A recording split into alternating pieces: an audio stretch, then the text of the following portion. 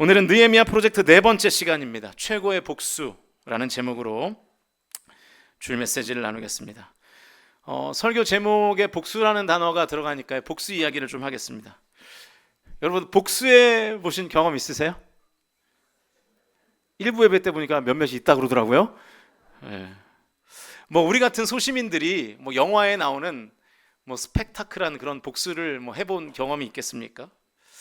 그런데 사실 우리에게는요, 차마 입 밖으로 얘기하지 않지만 복수하고 싶은 마음들이 있죠. 꼭 내가 아니어도 어떤 선량한 사람이 신체적으로, 심리적으로, 경제적으로 어떤 위해를 당할 때, 그 사람을 통해서 그 위해를 가한 사람이 다시 그 모든 것들을 이렇게 되받기를 원하는 그런 마음들을 가지고 있는 것이죠. 여러분은 성경만 보시고 찬양만 들으시니까 잘 모르실 텐데 그 SBS에서 방영한 이런 드라마의 제목이 있었습니다. 보여주시면 제가 좋아하는 이재훈이라는 배우가 주연을 한 모범택시라는 드라마가 있었어요. 여러분은 전혀 모르시죠? 보셨습니까? 네. 이 드라마에 부제가 있는데 저 밑에 조그만 글씨로 되어 있어서 여러분 보이시는지 모르겠어요. 뭐라고 되어 있습니까? 복수대행 서비스라고 되어 있습니다. 그 내용이 얼마나 단순한지 몰라요. 억울하게 피해를 당한 사람들이 이 모범 택시 운전사 김도기에게 복수를 의뢰하면 대신 복수를 이제 해주는 거예요. 복수를 의뢰받으면 이 모범 택시가 갑자기 이렇게 전격 제트 작전의 키트처럼 이렇게 막 기능이 바뀌어요. 이 전격 제트 작전을 알면 이제 옛날 사람이거든요.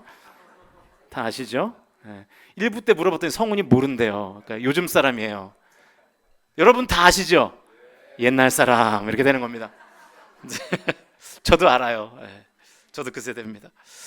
이 복수를 의뢰받으면 모범 택시가 갑자기 이 전격 제트 작전의 키트처럼 이렇게 막 기능을 막 바꿔가지고 수많은 복수를 하는 것입니다.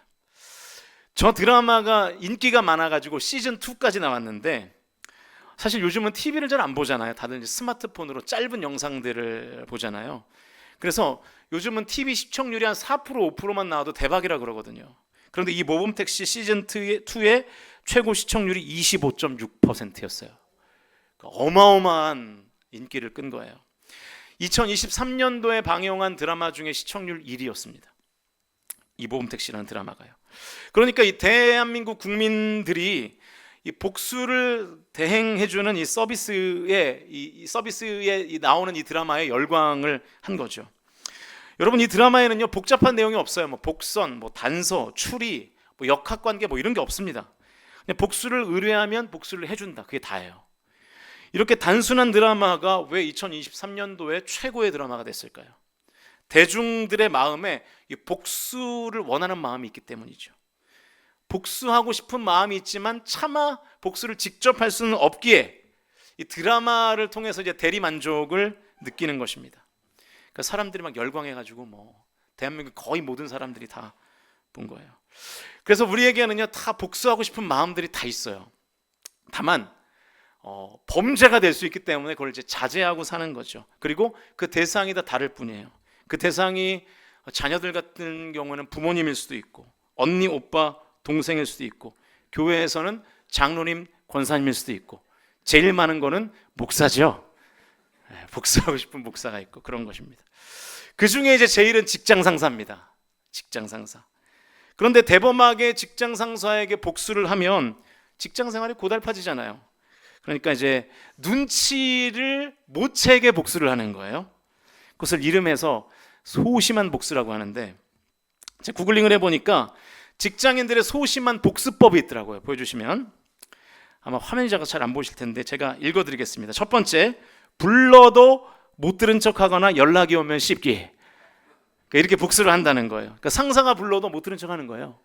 전화 오면 안 받는 거예요. 이건 성도들도 똑같아요. 목사한테 뭐가 서운하면 전화 안 받아요. 그렇게 이제 목사에게 소심한 복수를 하는 거죠.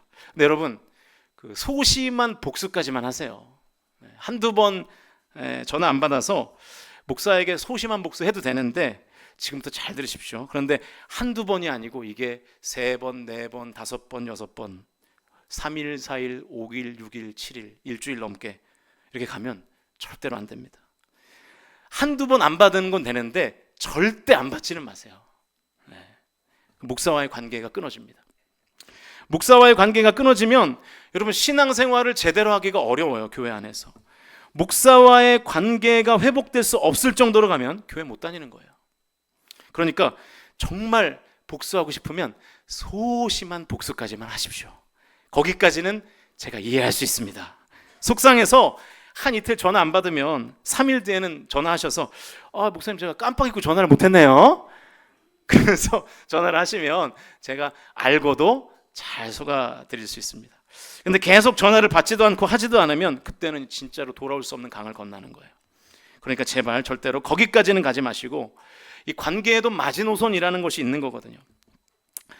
아무튼 이 방법은 성도들이 많이 쓰는 소심한 복수법이기도 하네요. 두 번째는 미소와 함께 은근슬쩍 반말하기. 아이고 하필 이 타이밍에 지금 저에게 소심하게 지금 복수하시는 겁니까 지금? 저쪽 어디서 누구 건 사람 있는 거 아니에요 지금? 네. 그러니까 이런 거죠. 김대리, 야 이거 이렇게 해야 되는 거 아니야? 라고 말하면 그런가? 이렇게 이제 반말로 대충 눈치면서 이제 소심하게 복수를 하는 거예요. 세 번째, 마스크 안에서 소리 안 내고 입으로 욕하기. 마스크 소리 안 내면서 입으로 막 이렇게 욕하는 거죠. 요즘 마스크를 잘 안 쓰니까 할 수 없겠네요. 네 번째가 진짜 재밌는데요. 마우스 스크롤을 중지로 굴리기. 안경 올릴 때 중지로 올리기. 그러니까 여러분 뭔 뜻인지 잘 모르실 텐데 그 미국의 욕 중에 손가락을 두는 욕이 있잖아요. 이거 아시죠? 제가 지금 가렸습니다. 이거 아시잖아요. 근데 이제 직접 할 수는 없으니까 그 욕을 이 컴퓨터 마우스를 보시면 중간에 이렇게 스크롤을 빠르게 올렸다가 내렸다가 할 수 있는 그 기능이 있는 그 휠이 있어요. 근데 그 휠을 요 손가락으로 하지 않고 어떤 손가락으로 하는 거예요? 이제 가운데 손가락으로 하는 거예요. 그리고 안경을 올릴 때에도 이렇게 올리지 않고 이렇게 이제 올리는 거예요. 그렇게 이제 상산을 쳐다보면서 이렇게 이제 하는 거죠. 그러면서 소심한 복수를 이제 한다는 거예요. 저처럼 가리고 하진 않겠죠. 다 살펴볼 수는 없고요. 9번째, 챙겨주는 척하면서 맛없는 간식이나 음식에서 맛없는 부분을 준대요. 제일 맛있는 부분은 자기가 먹고 맛없는 부분을 상사에게 주는 방법으로 복수하는 거. 10번째가 약간 좀 자극적이지만 또 재밌어요. 퇴근할 때 안녕히 계세요라고 말하지 않고 안녕히 계세야라고 발음하면서 뭉개는 거래요. 네. 그래서 요와 야 사이에 이게 애매한 발음을 하는 거죠. 안녕히 계세요. 이렇게 하면서 그렇게 하고 이제 사무실을 나가는 거라는 거예요. 이렇게 소심한 복수들을 직장인들이 하면서 사는 것 같습니다. 그러니까 한편으로는 좀 씁쓸하죠. 얼마나 직장 생활이 힘들면 이렇게 소심하게 복수를 하겠습니까? 저도 부목사 생활을 할 때 담임 목사님에게 소심한 복수를 해본 경험이 있습니다. 심지어 제가 가장 존경하는 최명동 목사님한테 해본 경험이 있어요. 너무 소심하게 해서 전혀 모르실 것이라고 생각했는데 나중에 내가 그때 다 알고 있었다고 저한테 얘기를 하시더라고요. 제가 최 목사님께 어떤 소심한 복수를 했는지를 얘기해드리면 여러분이 참 재밌어 할 텐데 그런 얘기를 하려면 지금부터 한 10분 정도를 써야 돼요, 시간을. 그래서 그 얘기는 다음에 간증하도록 하고요. 담임 목사가 되니까 소심한 복수를 당하기도 하더라고요. 요즘엔 없었는데 예전에는 그랬던 것 같아요. 소소하게 그런 것들이 있었던 것 같아요. 저도 알고 또 모른 척을 했죠. 왜냐하면 그래야 부교육자들이 스트레스가 풀리잖아요. 그래야 사역을 하게 되고. 제가 왜 이렇게 길게 복수 이야기를 하냐면 오늘 본문의 내용이 느헤미야가 복수하는 내용이기 때문에 그래요. 그래서 오늘도 크게 두 가지의 질문에 답을 하는 방식으로 살펴보려고요. 첫 번째 질문은 느헤미야가 왜 복수했는가? 두 번째 질문은 느헤미야가 어떻게 복수했는가? 이 두 가지의 질문에 대한 답을 찾는 방식으로 말씀을 나눠보겠습니다. 첫 번째 질문, 느헤미야가 왜 복수했는지에 대한 답을 찾아보겠습니다. 우리 1절에서 3절 좀 길지만 같이 읽어보겠습니다. 시작. 산발랏이 우리가 성을 건축한 다음을 듣고 크게 분노하여 유다 사람들을 비웃으며 자기 형제들과 사마리아 군대 앞에서 일러 말하되 이 미약한 유다 사람들이 하는 일이 무엇인가? 스스로 견고하게 하려는가? 제사를 드리려는가? 하루의 일을 마치려는가? 불탄 돌을 흙 무더기에서 다시 일으키려는가 하고, 암몬 사람 도비아는 곁에 있다가 이르되 그들이 건축하는 돌 성벽은 여우가 올라가도 곧 무너지리라 하더라. 산발랏과 도비아라는 이름이 나오는데 처음 듣는 이름이라고 느껴질지 모르겠지만 사실은 이미 2장에서 언급된 이름들이에요. 2장 10절 말씀을 같이 읽어보겠습니다. 시작. 호론 사람 산발랏과 종이었던 암몬 사람 도비아가 이스라엘 자손을 흥황하게 하려는 사람이 왔다 함을 듣고 심히 근심하더라. 그게 무슨 내용이냐면, 이제 느헤미야가 아닥사스다 왕에게 비자 발급을 요청하잖아요. 내가 예루살렘으로 가는 길 중에 나를 막는 사람이 없었으면 좋겠다, 나를 막는 족속이 없었으면 좋겠다, 이렇게 해서 비자를 요청하지 않습니까? 그래서 왕의 조서를 들이밀면서 이제 예루살렘으로 가는데, 그 왕의 조서를 확인한 총독들이 근심하기 시작하는 거예요. 이 근심의 주인공들이 바로 이 산발랏과 도비아였습니다. 느헤미야서 2장 10절 이후의 내용을 이 산발랏과 도비아를 중심으로 잠깐 정리한 것을 보여주시면, 처음에는 이 산발랏과 도비아가 자기들끼리 근심했어요. 그러다가 이 느헤미야와 동역자 몇몇이 실제로 예루살렘의 재건 현장을 방문하니까 이제 느헤미야와 또 함께했던 동역자들에게 악의적인 프레임을 씌우기 시작합니다. 2장 19절 말씀 같이 읽겠습니다. 시작. 호론 사람 산발랏과 종이었던 암몬 사람 도비아와 아라비아 사람 게셈이 이 말을 듣고 우리를 업신여기고 우리를 비웃어 이르되 너희가 하는 일이 무엇이냐? 너희가 왕을 배반하고자 하느냐 하기로. 근심만 하고 있던 산발랏과 도비아가 느헤미야와 몇몇 동역자들이 실제적인 재건 행보를 보이니까 이제 예루살렘 성벽 재건이 왕을 배반하는 행위라는 근거 없는 악의적인 프레임을 씌워서 비난하는 거예요. 그러니까 처음에는 근심만 하고 있다가 이제는 이 아라비아 사람 게셈까지 합류해서 악의적인 비난을 하기 시작합니다. 이 단계까지만 해도 느헤미야는 이렇게 생각했어요. 이들에게 잘 설명만 하면 이 위기를 넘길 수 있겠지, 이 방해가 잦아들겠지, 이렇게 생각했던 것 같아요. 그래서 20절에서 느헤미야가 이 산발랏과 도비아와 게셈에게 설명합니다. 20절 말씀을 세 번역으로 읽어보겠습니다. 2장 20절입니다. 시작. 내가 나서서 그들에게 대답하였다.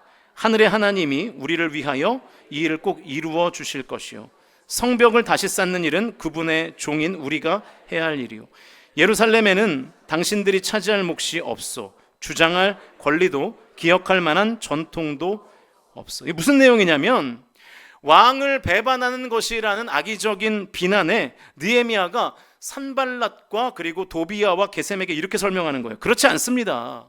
어차피 예루살렘 땅에는 당신들의 몫이나 권리가 없지 않습니까? 당신들의 영역을 전혀 침범하는 것이 아닙니다.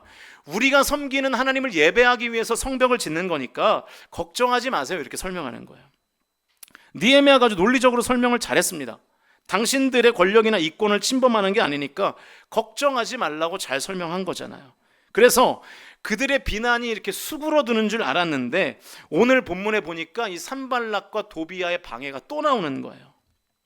자, 그러면 이 산발랏과 도비아와 게셈이 왜 이런 걱정을 했는지를 그 배경을 잠깐 살펴보겠습니다. 먼저 이 산발랏은요, 사마리아의 총독이었어요. 그리고 에브라임 지파의 마을이었던 호론 지역을 다스리는 총독이었습니다. 그런데 그 이스라엘 역사를 좀 보시면 예루살렘과 사마리아는 대립 관계에 있거든요. 이 관계는 지금까지도 유지되고 있습니다. 예루살렘 사람들은 사마리아 사람들을 무시해요. 피가 섞인 민족이라고. 예루살렘 사람들이 사마리아 사람들을 무시하니까 사마리아 사람들도 예루살렘 사람들이 미운 거예요. 그래서 이렇게 대립 관계에 있는 거죠. 그런데 만약에 예루살렘 성전이 재건돼서 예루살렘이 크게 부흥하게 되면 상대적으로 사마리아가 후퇴하는 것처럼 보일 염려가 이제 생기는 거죠. 그러니까 자꾸만 근심하고 그 일이 진행되지 않도록 악의적인 비난을 하는 것입니다. 두 번째 인물은 도비아인데요. 도비아는 암몬의 총독이었습니다. 그런데 이 사람의 특이점은 뭐냐면 예루살렘의 유력자들과 비공식적으로 이익을 나누는 사이였던 거예요. 그래서 알게 모르게 예루살렘 제사장들과 친분 관계를 유지하면서 그들로부터 불법적인 이익을 누리는 사람이었어요. 우리가 주일 이 시간에 그 얘기를 더 할 수 있을지는 모르겠지만 느헤미야서를 보면 그런 내용이 나옵니다. 예루살렘의 제사장들과 이제 불법적인 결탁을 해가지고 도비야가 성전 지역에 있는 방 하나를 마음대로 막 쓰고 그런 내용이 느헤미야서에 나오거든요. 그런데 이 느헤미야가 성전 재건 프로젝트를 성공하면 이제 느헤미야가 리더십을 잡을 거 아니겠어요. 그러면 자기가 그동안 예루살렘의 유력자들과 내통하면서 누렸던 그 혜택들을 못 누릴 것 같으니까 계속 근심을 하고 악의적인 비난을 해가지고 성벽 재건 프로젝트를 지금 방해하고 있는 것입니다. 세 번째 인물은 게셈인데요. 게셈에 대한 정보는 없습니다. 그냥 산발랏, 도비야와 함께 악의적인 비난을 한 인물이라는 정보밖에 없는 것 같아요. 아무튼 이 세 명이 처음에는 근심만 했다가 그리고 느헤미야와 동역자들 몇 명에게만 악의적인 비난을 했고 느헤미야가 차분히 그 상황을 설명해서 일단락 되는 줄 알았죠. 그런데 3장에서 성벽이 재건되기 시작하니까 4장에서 산발랏과 도비야가 다시 튀어나오는 거예요. 4장에만 나오고 끝나느냐? 그렇지 않습니다. 6장에 또 나와요. 또 방해를 해요. 그러니까 2장에서 방해하고 4장에서 방해하고 6장에서도 방해하는 거예요. 그 내용 나중에 살펴보게 될 텐데, 여러분, 우리가 이 시점에서 반드시 알고 넘어가야 할 것이 있습니다. 하나님의 일을 할 때에도 방해와 시험이 존재한다는 거예요. 우리는 이렇게 생각해요. 하나님께서 허락하신 일은 다 순조로울 거야. 아무 방해도 없고 시험도 없어야 하나님이 허락하신 일이야 라고 우리가 생각하는 거죠. 이것을 마치 신앙적인 상식으로 받아들여요. 근데 사실은 그렇지 않습니다. 우리 일반적으로 생각할 때 하나님이 허락하시면 뭐 순탄대로 고속도로 달리듯이 잘 돼야지 이렇게 생각하지만 실제로는 그렇지 않다는 거예요. 예를 한번 들어볼까요?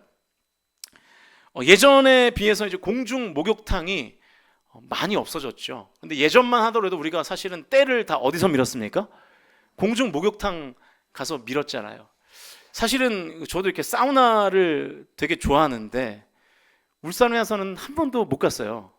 우리 박 전사님이 여기 공업탑에 화이트 애플이라는 사우나가 좋다고 저한테 한번 가보시라고 얘기를 하더라고요. 근데 못 갔어요.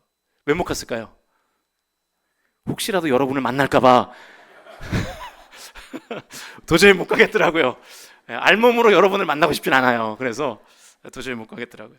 아무튼 예전에는 공중 목욕탕을 다녔는데 이제 요즘 잘 안 가죠. 근데 여러분, 예전에 공중 목욕탕이 많을 때 그 목욕탕 개수만큼 많이 있었던 게 뭐냐면 목욕탕 화재였습니다. 그래서 불이 많이 났어요. 제가 설교를 준비하면서도 검색해 보니까 작년 9월에도 부산에서 목욕탕 화재가 있었더라고요. 2019년도에는 제천에서 큰 목욕탕에서 화재가 발생했죠. 그때 우리 교단 목사님 한 분이 돌아가시기도 했습니다. 근데 여러분, 상식적으로 생각해 보세요. 목욕탕에 제일 많은 게 뭐예요? 근데 왜 불이 나죠? 신기하지 않아요? 목욕탕에서 불이 난다. 물이 제일 많은데 제일 상극인 불이 나는 거예요. 그러니까 여러분, 상식적으로는 목욕탕에서 화재가 안 나는 게 맞죠. 그런데 상식적으로 되지 않는다는 거예요. 마찬가지입니다. 하나님의 일도요, 하나님이 허락하시면 모든 일들이 순조롭게 다 될 것 같지만 그렇지 않다는 거예요. 느헤미야의 성벽 재건 프로젝트는 하나님이 허락하신 일이었습니다. 그러니까 140년 동안 못한 일을 52일 만에 할 수 있었던 거 아니겠어요? 그러면 방해와 시험이 없는 것이 신앙적 상식인 것 같은데 그렇지 않다는 거예요. 하나님이 허락하신 일임에도 불구하고 산발랏과 도비야와 게셈이라는 방해와 시험거리가 생기잖아요. 그러니까 하나님의 임재와 사람들의 방해와 시험을 이게 절대로 공존할 수 없는 개념이라고 생각하면 안 되는 거예요. 그건 신앙적인 상식이 아닙니다. 방해와 시험이 없어야 하나님이 일하시는 것이고 방해와 시험이 있으면 하나님이 일하시지 않는 것이라는 여러분이 갖고 있는 어떤 상식적인 신앙과는 틀린 것입니다. 요한복음 16장 33절 말씀 같이 읽어보겠습니다. 시작. 이것을 너희에게 이르는 것은 너희로 내 안에서 평안을 누리게 하려 함이라. 세상에서는 너희가 환난을 당하나 담대하라. 내가 세상을 이기었노라. 할렐루야. 우리에게 환난이라는 방해와 시험이 찾아왔다고 해서 하나님이 임재하시지 않는다거나 하나님이 일하시지 않는 게 아니라는 거예요. 오히려 환난을 이기게 하심으로 하나님께서 하나님의 임재를 나타내시고 환난을 이기게 하심으로 하나님의 일하심을 나타내신다는 것을 저와 여러분이 믿으실 수 있기를 주님의 이름으로 축원드립니다. 하나님이 임재하시고 하나님께서 일하시면 방해와 시험을 없게 하시는 것이 아니라 그 방해와 시험을 이기게 하실 줄로 믿으실 수 있기를 주님의 이름으로 축원드립니다. 그러므로 방해와 시험을 만났을 때 피할 길을 구하지 마시고 이길 능력을 구하십시오. 그게 하나님의 뜻입니다. 다시 본문의 이야기로 돌아가 보면 3절 말씀만 다시 한번 읽겠습니다. 3절 시작. 암몬 사람 도비아는 곁에 있다가 이르되 그들이 건축하는 돌 성벽은 여우가 올라가도 곧 무너지리라 하더라. 지금 뭐 하고 있는 거예요? 좀 조롱하고 있어요. 야, 그 성벽, 그 여우가 올라가도 다 무너지는 성벽이야. 그러니까 너희들의 지금 작업이 형편없다라고 지금 폄훼하고 조롱하고 있는 거예요. 그래서 이제 느헤미야가 더 이상 참지 못하고 복수를 감행합니다. 자, 다시 이 방해꾼들의 행적을 정리하면 이렇게 돼요. 처음에는 자기들끼리 근심하다가 이제 느헤미야와 몇몇 동역자들에게 악의적인 비난을 하다가 이제는 성벽 재건 사역을 하는 이스라엘 백성 전체를 폄훼하고 그들을 조롱하는 거예요. 이들의 방해의 영역이 점점 더 커지고 강도도 점점 더 세지는 거예요. 그런데 두 번째 단계까지는 느헤미야가 잘 참았어요. 참으면서 최대한 잘 설명하려고 노력했어요. 그런데도 방해와 시험이 또 튀어나오니까 이번에는 느헤미야가 참지 않습니다. 참지 않고 복수를 실행하는 거예요. 자, 그러면 오늘 제가 나누기로 했던 첫 번째 질문에 대한 답은 이제 나왔죠. 느헤미야가 왜 복수했습니까? 성벽 재건 현장에 있는 공동체 전체를 흔들려는 시도가 있었기 때문입니다. 자기와 소수의 몇몇에게만 악의적인 비난을 할 때까지는 잘 참았어요. 그런데 이제는 더 이상 못 참는 거예요. 왜냐하면 지금 함께 힘을 모아서 열심히 성벽 재건에 참여하고 있는 공동체 전체를 흔들려고 하기 때문입니다. 그래서 느헤미야가 이제 복수를 시작해요. 이제 두 번째 질문에 대한 답을 찾아보겠습니다. 느헤미야가 어떻게 복수했는가? 4절과 5절 말씀 세 번역으로 읽어보겠습니다. 시작.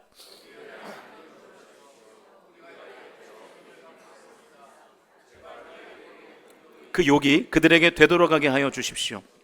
그들이 노략을 당하게 하시고 남의 나라로 끌려가게 하여 주십시오. 그들의 죄를 용서하지 마시고 그들의 죄를 못 본 채 하지 마십시오. 그들이야말로 성을 쌓고 있는 우리 앞에서 주님을 모욕한 자들입니다. 이게 아주 재밌는 대목인데요. 내용만 한번 보세요. 느헤미야가 어떻게 복수하고 있는지. 내용만 보면 이렇게 통쾌한 복수가 없어요. 그들이 말했던 폄훼와 조롱 그대로 되돌려주는 복수거든요. 우리가 노략을 당했던 것처럼 그들도 똑같이 노략을 당하는 복수. 우리가 남의 나라에 끌려온 것처럼 그들도 똑같이 남의 나라에 끌려가는 복수죠. 잘 들어보세요. 중요한 것이 있는데 느헤미야는 그들이 우리에게 욕한 그대로 그들도 욕을 듣는 그 복수, 우리가 노략질 당한 대로 그들도 노략을 당하는 그 복수, 우리가 남의 나라에 끌려간 대로 그들이 끌려가는 복수를 직접 하지 않았다는 거예요. 느헤미야는 복수를 직접 하지 않았어요. 간접적으로 했어요. 어떻게 해요? 하나님께 기도하는 것으로 복수했어요. 이게 느헤미야의 위대함입니다.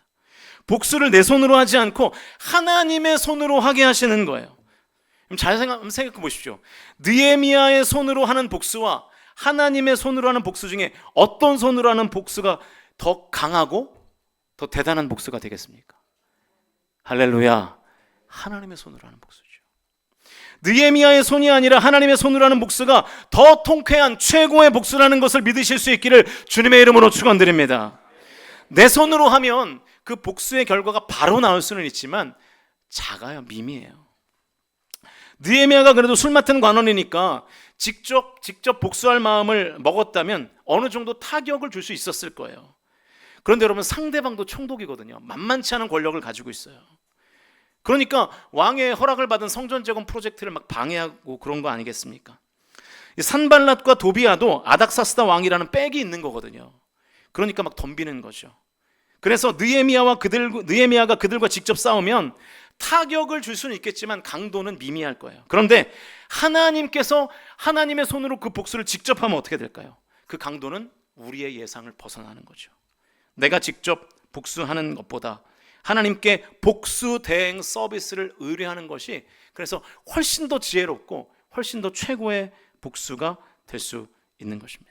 왜냐하면 하나님이 복수하시는 것이 대적에게 가장 강한 타격을 주는 최고의 복수이기 때문이에요.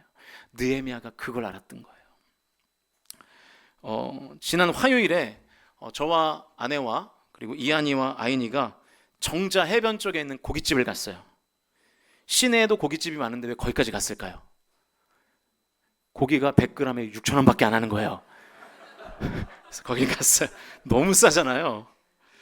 네, 뭐 뒷고기긴 하던데 좀 부위가 안 좋은 거 맛있게 먹었습니다. 저는 이렇게 먹는 데에 돈을 많이 쓰는 거를 그닥 좋아하지 않아요. 제 돈은. 네. 먹는 것은 왜냐하면 먹으면 끝이잖아요. 3시간 지나면 다 소화되니까. 그래서 이제 비싼 거를 잘 못 먹는데 이제 가끔 성도님들이 이제 비싼 음식을 대접해 주실 때가 있어요. 네, 감사히 잘 먹으면서도 솔직히 돈이 아깝다 이런 생각이 들 때가 있습니다. 그래서 차라리 김치찌개를 대접해 주시고 그 차익만큼 하나님께 헌금을 하시면 어떨까 이런 생각이 들 정도로 그렇긴 한데 말한 적은 없습니다. 그냥 속으로만 그렇게 생각했다는 거죠. 그렇다고 제가 모든 돈을 다 아끼는 건 아니에요. 지금 리모델링 하는 건 돈을 팍팍 쓰고 있습니다. 제가 보기 싫은 거는 싹 다 막 버리고 돈이 들어도 좋으니까 막 그렇게 해달라고 하고 있어요. 지금 4억 가까이 지금 쓰고 있는 거 아니겠습니까? 지금 벽에 페인트를 여러분 보셔서 아시겠지만 발라놨는데 이렇게 조금 뭔가 이렇게 공사한 티가 안 나요. 저렇게 뒀다가는 우리 성도님들이 그러실 것 같아요. 리모델링 한 거야 만 거야 이러실 것 같아서 또한 다시 500만 원을 들여가지고 지금 벽을 다시 좀 멋지게 칠해달라고 했어요. 그게 뭐냐면 이제 여러분 잘 모르실 텐데 이 콘크리트 질감이 나는 테라코트라는 페인트가 있답니다. 그래서 그거를 좀 잘 발라놓으면 이게 조금 너무 없어 보이지 않고 좀 이렇게 고급스러운 느낌이 난대요. 그래서 내일부터 아마 다시 바를 텐데 제가 지금 리모델링을 한 달째 하고 있잖아요. 제가 하루에 한 4-5번씩 올라가 보거든요. 그래서 이제 작업자들이 제가 올라오면 싫어해요.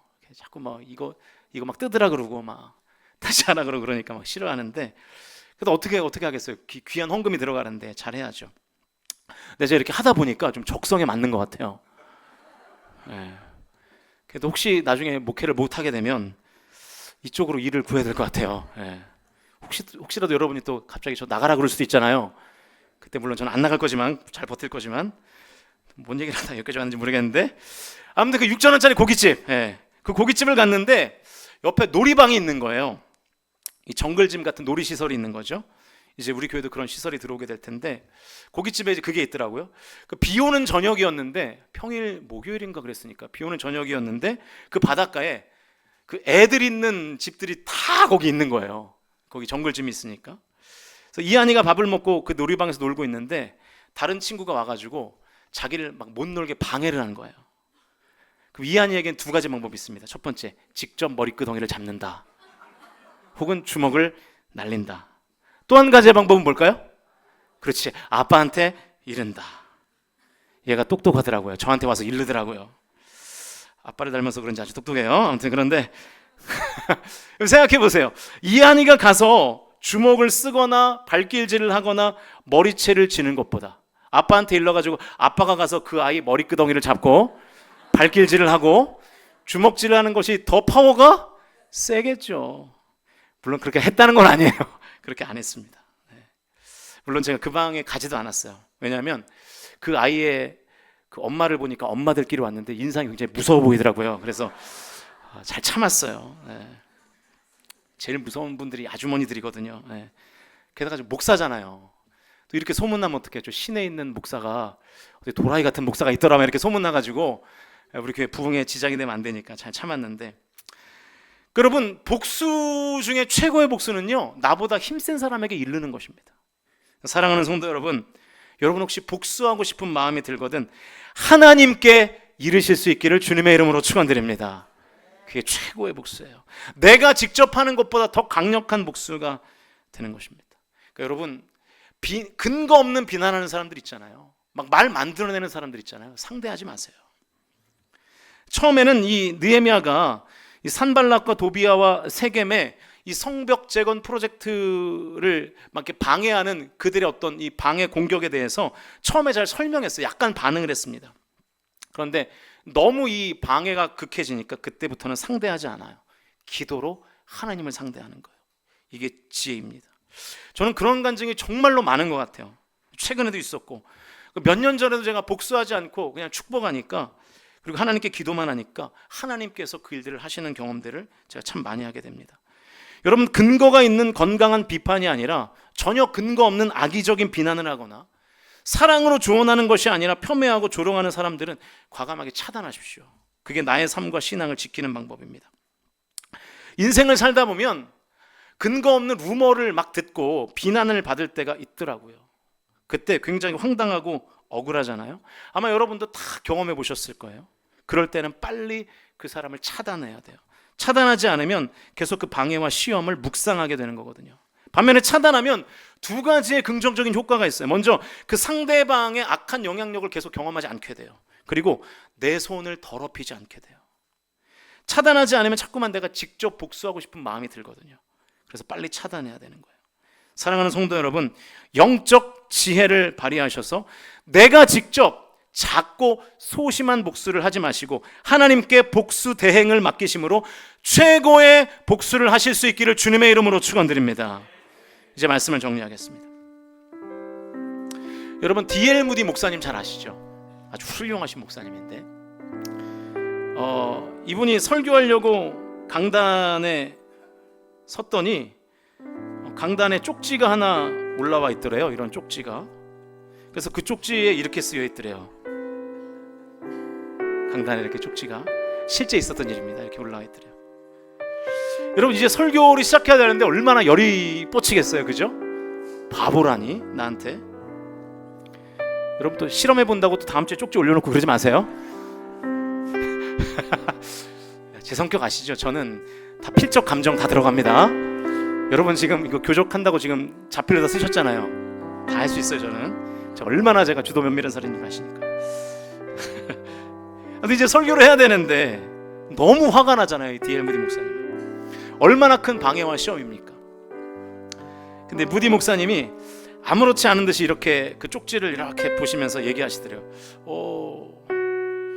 누가 강단에 자기 이름만 써서 올리셨네요? 그러더래요. 그러고 하던 설교를, 준비한 설교를 잘 마쳤답니다. 뭡니까? 그 쪽지에 그 부정적인 영향이 휘둘리지 않은 거예요. 휘둘리지 않고 원래 내가 해야 되는 일들을 잘 감당한 거죠. 여러분, 느헤미야가 오늘 본문에서 똑같이 해요. 느헤미야가 기도로 하나님께 복수 대행을 맡기고 난 후에 어떤 행동을 했냐면 본문 마지막 절 6절 말씀 세 번역으로 읽겠습니다. 읽어보겠습니다. 시작. 아직 안 나오네요. 네, 집사님 지금 저에게 소심한 복수하시는 거 아니죠? 같이 읽겠습니다. 시작. 우리는 성 쌓는 일을 계속하여 백성이 마음을 모아서 열심히 일하였습니다. 성벽 두르기를 마칠 수 있었으나 높이는 반밖에 쌓지. 어떤 일을 계속했대요? 성 쌓는 일을 계속했대요.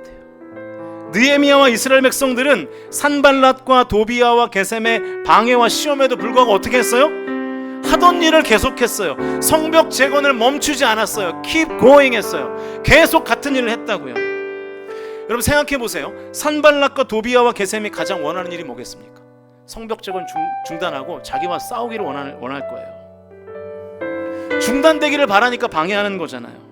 그러니까 이 방해와 시험에 반응하면서 내가 직접 복수하는 것은 상대방이 가장 원하는 거예요. 나에게 복수하는 데 시간과 열정과 에너지를 다 쓰게 해서 정작 해야 할 일을 못하게 하는 거죠. 그래서 방해와 시험으로 느헤미야와 이스라엘 백성들을 흔드는 거예요. 그러니까 여러분, 대적을 절대로 직접 상대하면 안 됩니다. 그러면 흔들리는 거예요. 내 삶이 흔들려요. 하나님께 기도하면서 하나님의 붙들리심을 받아야 하는 것입니다. 사랑하는 성도 여러분, 직접 복수하여 대적에게 흔들리지 마시고 하나님께 복수를 대행하심으로 하나님께 붙들리실 수 있기를 주님의 이름으로 축원드립니다. 흔들리지 마십시오. 붙들리세요. 그게 지혜입니다. 그들의 페이스에 말리면 안 돼요. 나의 페이스를 계속 유지하면서 keep going 해야 되는 거죠. 그러기 위해서는 절대로 나를 방해하고 시험하는 사람들을 직접 대면하면 안 됩니다. 직접 복수하면 안 됩니다. 직접 복수하는 것은 소소하고 미미한 복수일 뿐이에요. 대적을 직접 대면하지 마시고 하나님을 대면하시면서 하나님께 복수를 하게 하시는, 그래서 저와 여러분이 최고의 복수를 경험하게 되시기를 주님의 이름으로 간절히 축원드립니다.